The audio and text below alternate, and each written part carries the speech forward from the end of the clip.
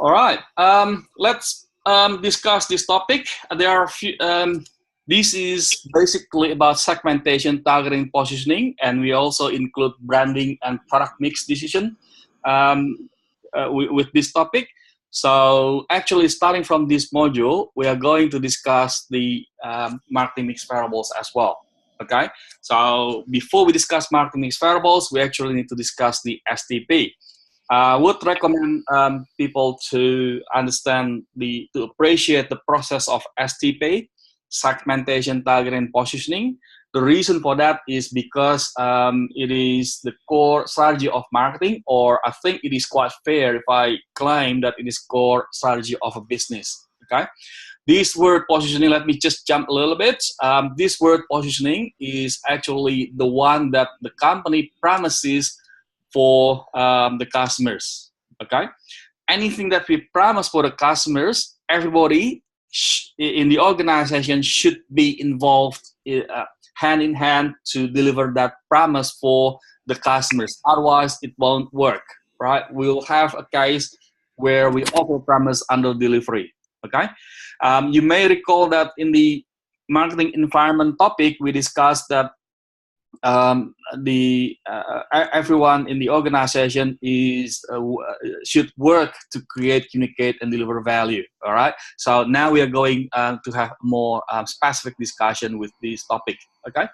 Right. So that's basically my my intro in terms of the positioning topic. In terms of this topic tonight. Now let's have a look at it. Okay.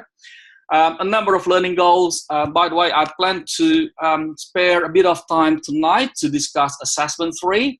In saying that, it doesn't mean assessment 2 is not important, but I'll leave it to you to go through your e-text and their learning materials to prepare yourself for your quiz, right? Which is basically the second assessment, okay?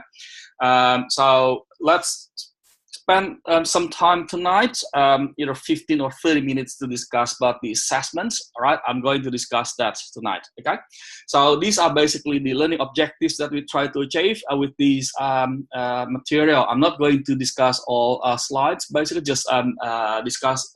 I just want to discuss the main ones with you. Okay. Right now, look, we have two types of markets: consumer market and business market. I do recommend you to focus on consumer market for your assessments, but it doesn't mean that the concepts are not applicable for business market. It's just easier if you focus on consumer market. Okay, as we discussed last week, consumer market actually reflects the consumption by family or household or individual.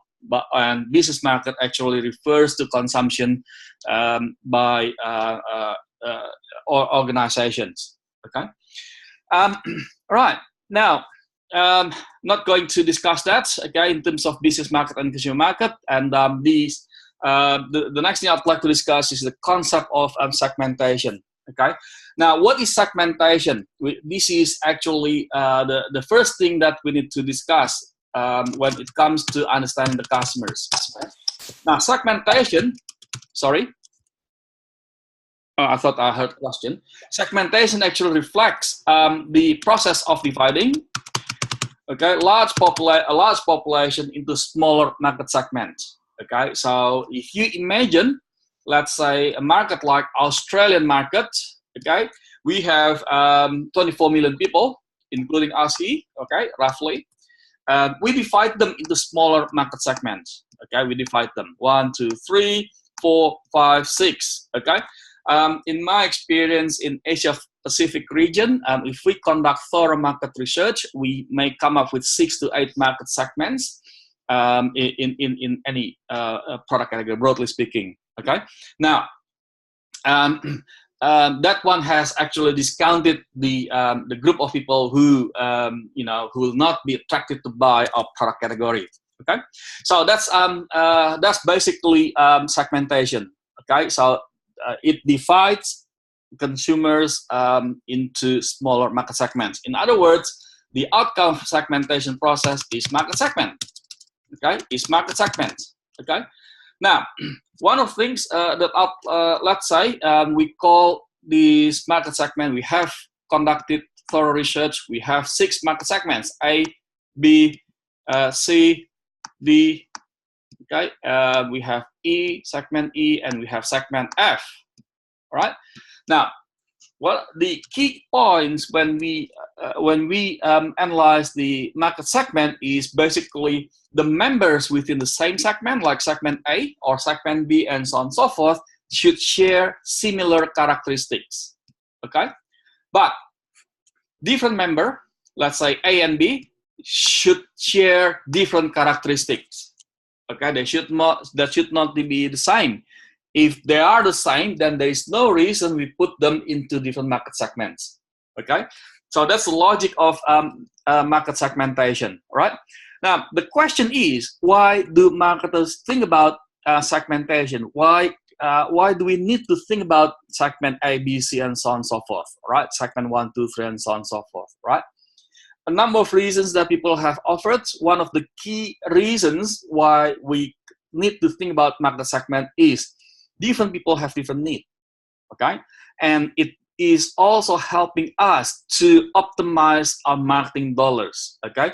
You just need to imagine, if we say we are targeting everyone in the market, okay? So our communication campaign should be aimed at everyone, okay? That makes life a lot harder for us, okay? But if we say we only need to target this guy, then this is the guy that,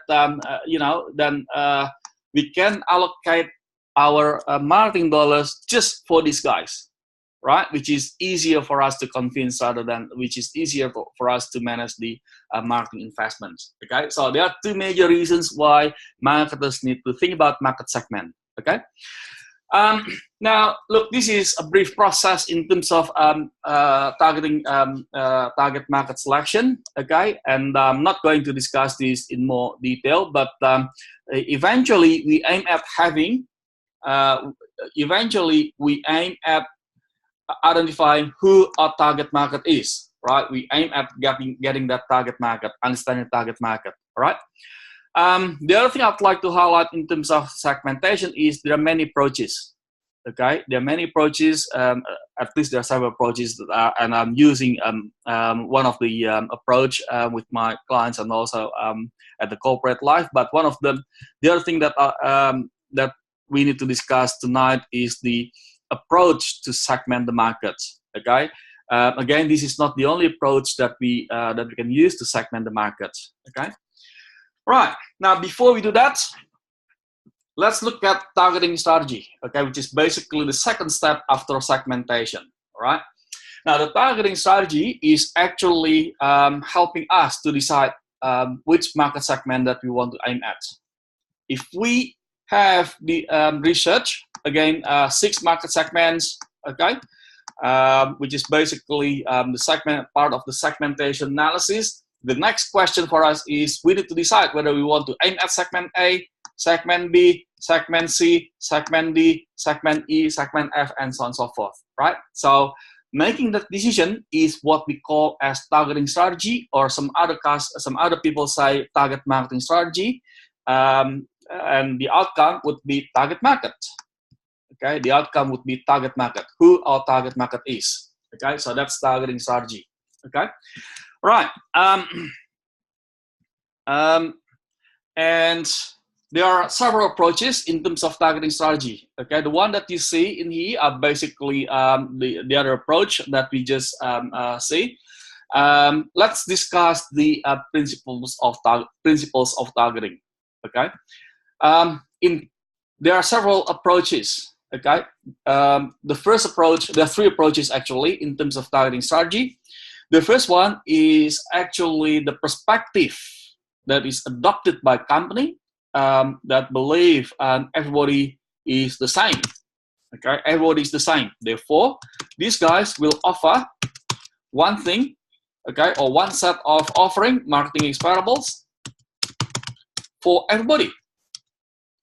Okay, for everybody. One set of marketing variables for everybody.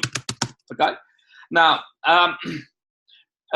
So you can imagine that in today's business landscape, it may be challenging for marketers to offer one thing for everybody, because you know, you and your brother, you and your sister may have different needs. Okay, so but these companies adopt that principle. Okay, everybody is the same. Okay, therefore they only create one thing for everybody. All right. Now, normally, if you go back to the previous topic, the marketing concept evolution, this company aims at making the product available and affordable, which is basically related to production marketing concepts. Okay, production marketing management orientation concepts. Okay, so they believe that if they can make the product affordable and available, everybody will come. Okay, so regardless whoever they are, okay, everybody will come. Okay, look, in real life, it is probably hard for us to ignore everybody. You know, has different characteristics. Okay, so unless in my recommendation, unless you are in monopoly business, you hold the monopoly, then it is hard for you to offer one thing for everybody. Okay, so that's the first thing. Okay, as a result, they do what we call as undifferentiated targeting strategy or mass marketing strategy. Okay, mass marketing strategy. Okay, so that's the concept that they adopt. Okay, they believe people are the same. All right, customers are the same. Therefore, they offer one thing for everybody. Okay, now on the other end, there is the second perspective on the other end, which is basically saying everybody is different, right? Just the opposite. Okay, everybody is different. Therefore, they will customize their offering. They will customize their offering, okay, to different customers. Okay, because they say everybody is different. Every single customer is different. Okay, they would customize it. Okay, now the company that adopts this. Normally customize the offering. They tailor the offering to suit individual customers. Okay, give you examples of a business customizing their offering for individual customer.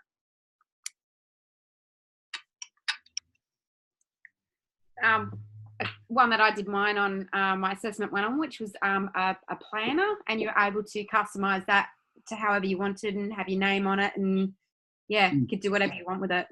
Right. Okay. Right. That's an example. Okay. Or you can also consider any small business. Okay. Hairdresser, tailor, for instance. Right. If you go to a hairdresser, you look. It is unlikely you want to get, you know, the same haircut as your boyfriend or girlfriend. Okay. Or if you go to a tailor, you want to make a dress for you. Then the tailor will do the measures. The tailor will also discuss with you what kind of style that you like, your fashion orientation, and so on and so forth. All right. Otherwise, you do not feel comfortable. I feel like you know, my mom or whatever. Okay. So that's customized. All right. The other example is B2B marketing. B2B marketers, there is a good chance that business-to-business marketer customize their offering. Okay, they may have this. They may sell the same product. They may offer the same product, but the service that they attach to it may be different. Okay, some customers may say, "Well, look, we have got a strong engineering team in here. We don't need your help to install the machine in our plant." So give me a different price, because we don't need to hassle you with the installation. Our engineers can do that. So then the B2B marketer needs to customize it. Okay. The third perspective is actually in between. All right. If the first perspective actually say, well, the customers are the same. On a different perspective, the customers different. Now, in between, we have a company that say customers are not the same, okay, but we can group them. We can group the customers. Therefore, we can segment the customer, right? Which is basically the one that we discussed briefly. We can segment the customer, right? So the customers in the same segment share similar characteristics, okay? The customers from different segments will not share the same characteristics. Okay, so if you go back here, actually, the company that adopts this strategy actually adopt what we call as differentiated targeting strategy, or concentrated targeting strategy, or niche marketing strategy. Okay. Now, the differentiated marketing strategy is actually adopted by companies that believe that I need to create different offering for different market segments. Okay, so if you go back to our example before, there are 6 market segments. Let's say there are 6 market segments. Oops. There are 6 market segments. All right, segment A, B, C, D, E, F. Okay, they are going to create different offering. For segment A, for instance, they are going to create marketing mix variable 1.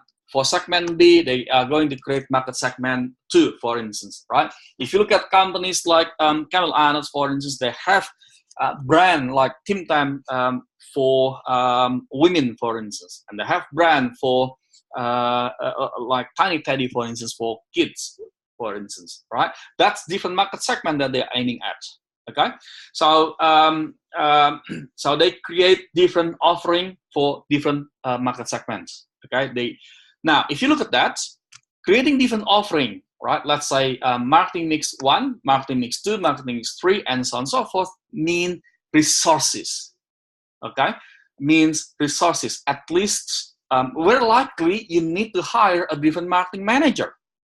Okay, that means resources. You got to pay for these guys, right? No one will work for free, basically. Okay, so very likely you need to pay for them. Okay, and very likely you need to put more resources behind it, right? Therefore, differentiated marketing strategy is normally adopted by large companies. Okay, because they have the resources to do it. Okay, now what about the concentrated? The concentrated we look at. Okay. Okay, the big boys have captured segment A, segment B, segment C, segment D, segment E. Now the big boys have not captured segment F. I'm going to focus my entire offering, right? My entire offering just to service this. I'm going to create only one marketing mix variable to service segment F, because this segment has been overlooked by the market leaders, right? I can't afford to compete in segment A because the market leader is there. I can't afford to compete in segment B because the market leader is there already, right? I can't afford. If I put in one TV spot, for instance, the market leader may put 5 or 10, right? It's not worth it for me to compete, right? But segment F has been overlooked by the market leader. I'm going to penetrate segment F and establish my business strongly in there.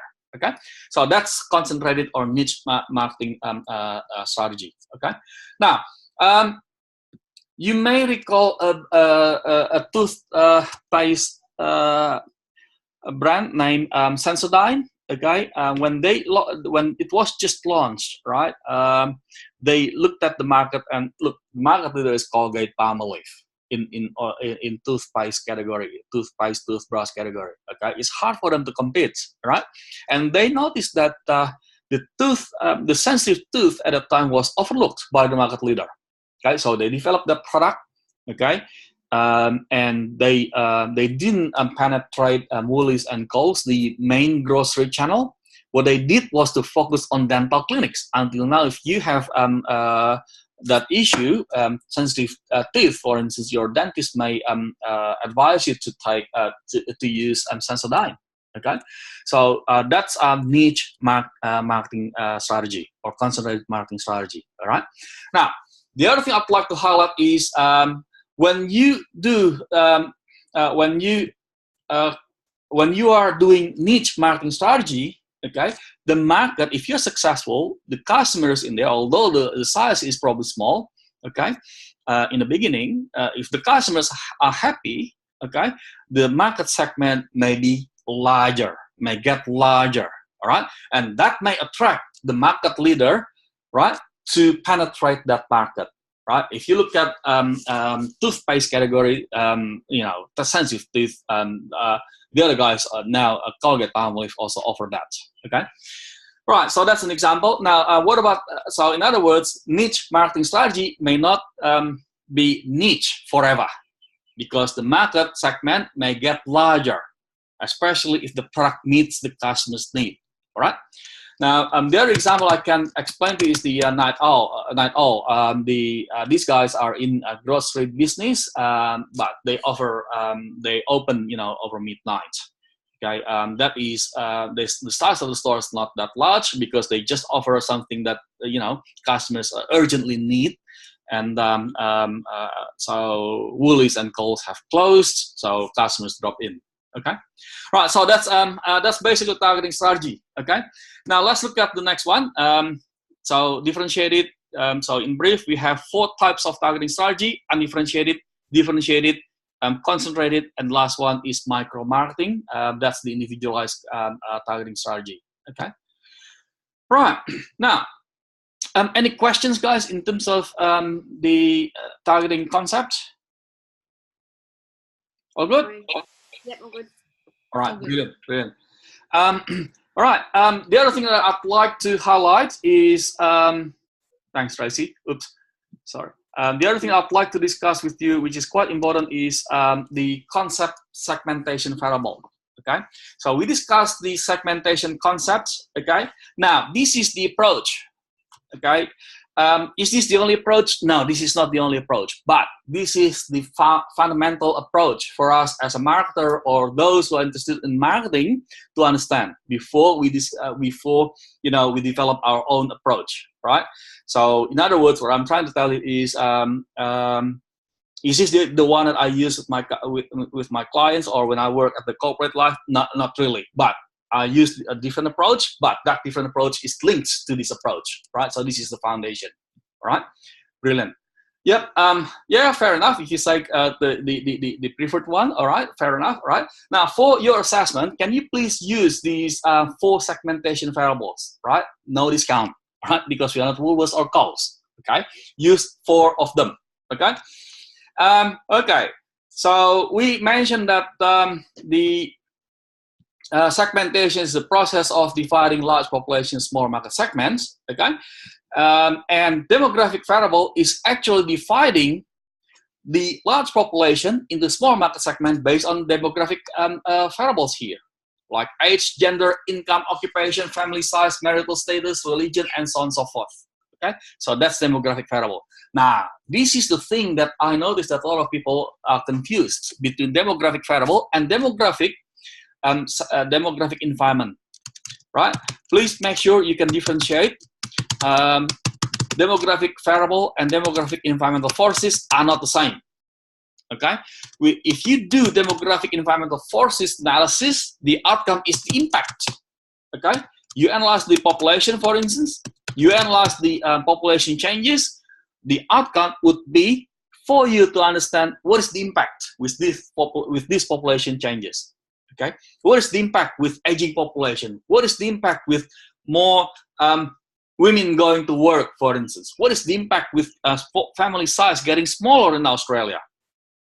Okay, what is the impact with the income getting larger, for instance, in Australia? What is the impact of education in Australia being getting higher, for instance? People, compared to 20, 30 years ago, people are more educated. Consumers are more educated, all right? So that is demographic environmental forces analysis, right? Now, if you analyze demographic variable, you are actually talking about who your target market is. Who will buy your product, okay? Who will buy your product? Who is the group that you expect to buy your product, okay? So that's demographic variable, okay? Now, these two may be related, okay? These two may be related, okay? Maybe these two may be related, but when you discuss demographic variable, you do not show me your population analysis. You do not show me Australian Bureau of Statistics suggests that the population in this area are these guys, right? Now, it is not how you write it. It is not how you write your target market. How you write your target market is, my target market are basically those who are at the age of this to that, for instance. Okay, my target market is actually those who earn this dollar to that dollar, for instance, right? So that's how you write your target market. okay, using demographic variable. All right. Okay, so that's demographic variable. The next one is geographic variable, which is basically about using geographical units such as region, urban, suburban, city, right? County size, neighborhoods, okay, climate, terrain, and so on and so forth, right? So if you say my target market are those who live in the key cities in Australia, let's say Sydney, Melbourne, Adelaide, Brisbane, Gold Coast, Perth, right, and so on and so forth, you are actually using geographic variable, all right, to describe your target market. Okay, or you could also say my target market are basically the urban guys, okay, or my target market are basically the rural guys. If you are aiming at, if you are developing, agriculture product, for instance, okay, for farmers. Okay? Now, the next one is psychographic variable, which is basically defining customers based on their personality attribute, lifestyles, motives, right, in buying the product. Okay, here you talk about what kind of lifestyle of the customers of your target group. Okay, some customers may be outdoor, may have outdoor lifestyle. Okay, so that's what the customers are. Okay. The next one is behavioristic or behavioral variable, which is basically about the attitude and knowledge of the customers, including their loyalty. Okay, are they loyal or not? Look, if you look at some product categories such as tobacco, the loyalty may be quite high. But if you talk about lollies, for instance, the loyalty is maybe not that high. Okay, if you talk about breakfast cereal, for instance, yeah, moderate. For instance, some people may be attached to certain brands such as Kellogg or Sanitarium or Uncle Toby's. Okay, but they may switch at some point of time as well. Okay, or you can also talk about whether they are new users, you're targeting new users. Okay, or you can also talk about whether you're targeting heavy users. Okay, or ex-users. Okay, that's a behavioral segmentation variable. Okay, right. So that's basically the segmentation variable, okay, and that you can that I'd like you to use when it comes to describing your target market. Okay, right? Any questions, guys? No, all good. All good. Oh, good, brilliant. Okay, so I'm going to skip those slides. The next thing I'd like to discuss with you is the we've discussed segmentation, we've discussed targeting. Next thing that we'd like to discuss is the positioning. Okay, now positioning actually is the core strategy of business. Okay, it reflects the way the product is defined,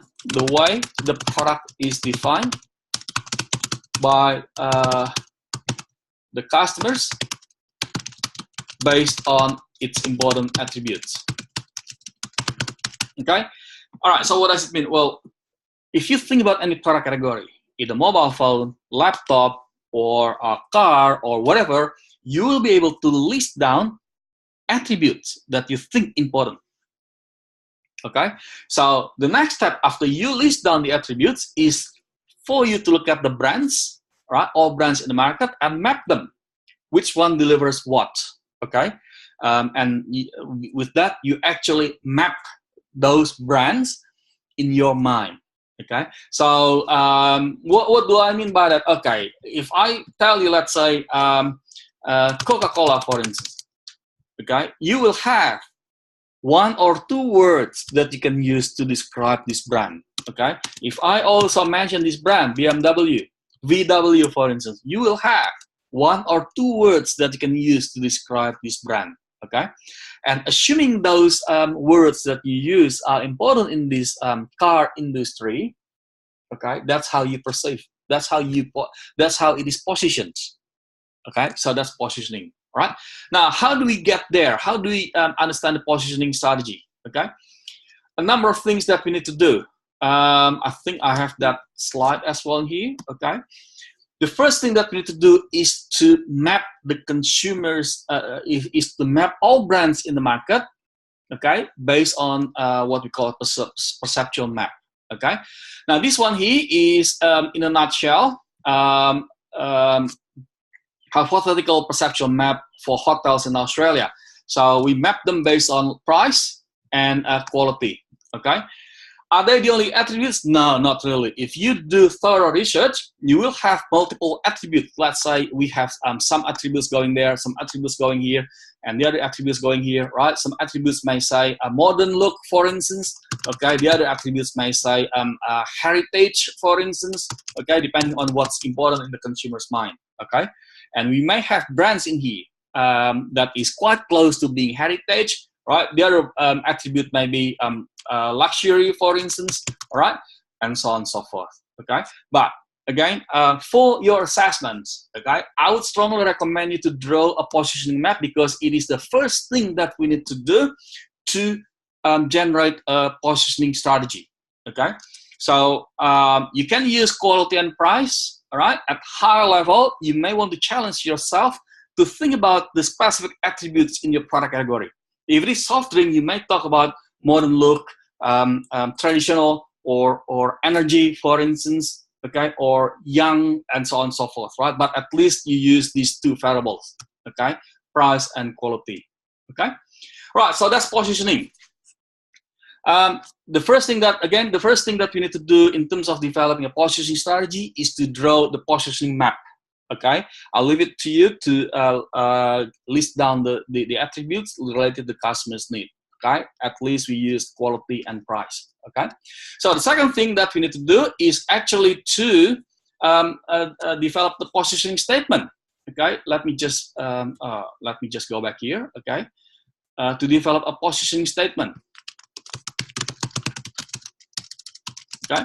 What is a positioning statement? Well, it is a positioning statement that encapsulates a brand or company positioning. Okay. How do we write it? Easy. To whom?